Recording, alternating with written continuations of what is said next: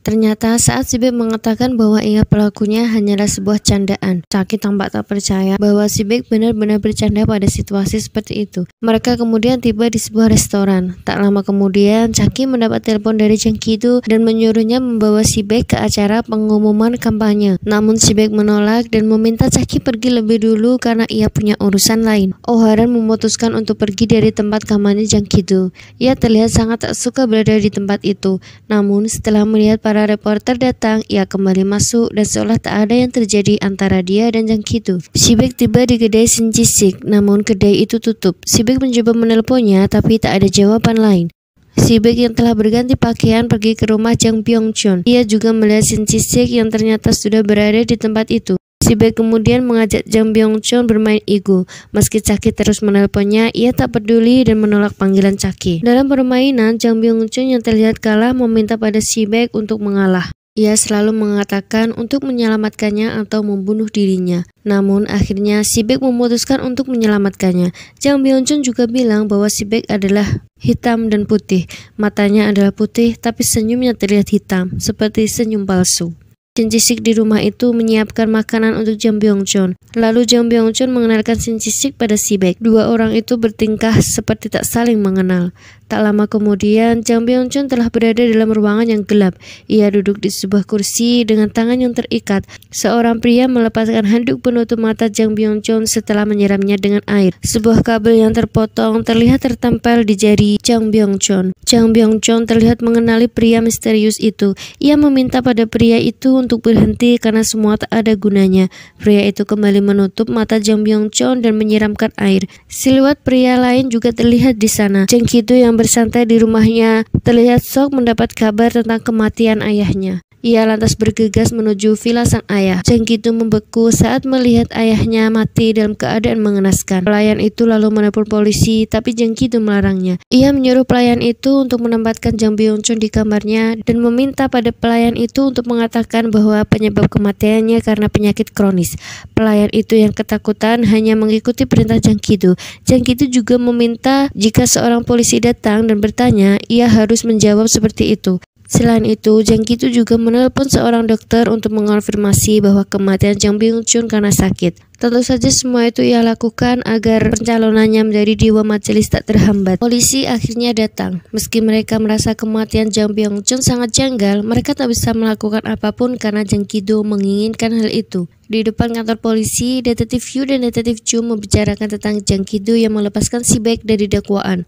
Detektif Jung juga menjelaskan jika Si-baek sungguh dipenjara karena menjadi tersangka, hal itu pasti akan merusak citra Jang Ki-do dan tentunya jalan untuk menjadi majelis semakin sulit. Mereka juga berasumsi jika memang benar Jang Ki-do pelakunya, ia pasti menyuruh seseorang untuk melakukan pembunuhan itu. Di rumah sakit, Chun Jae-ho telah sadar dan mengatakan pada dokter bahwa Lee Dong-pil masih hidup. Cha-ki yang menanti Si-baek di teras rumahnya bergegas mendatangi Si-baek saat pria itu terlihat pulang. Ia terus bertanya apa yang terjadi, kenapa Si-baek tak menjawab teleponnya. Tapi Si-baek seolah tak sanggup mengucapkan apapun dan menatap Cha-ki dengan kesedihan. Jang Ki-do baru saja sampai di rumah tapi langsung dapat ceramah dari sang istri karena mengira Jang Ki-do telah menginap di tempat lain. Namun saat Jang Ki-do menjelaskan bahwa ayahnya telah meninggal, Oh Ha-ran tampak mengkhawatirkannya. Choi Yun-chung datang ke kantor Cha-ki dengan penuh emosi.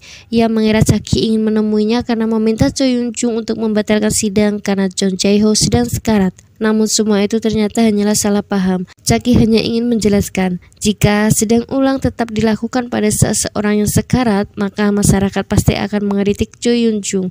Ia hanya ingin menanyakan hal itu. Choi Yun-chung mengerti dan memilih tetap melanjutkan sidang ulang meski masyarakat akan mengkritiknya.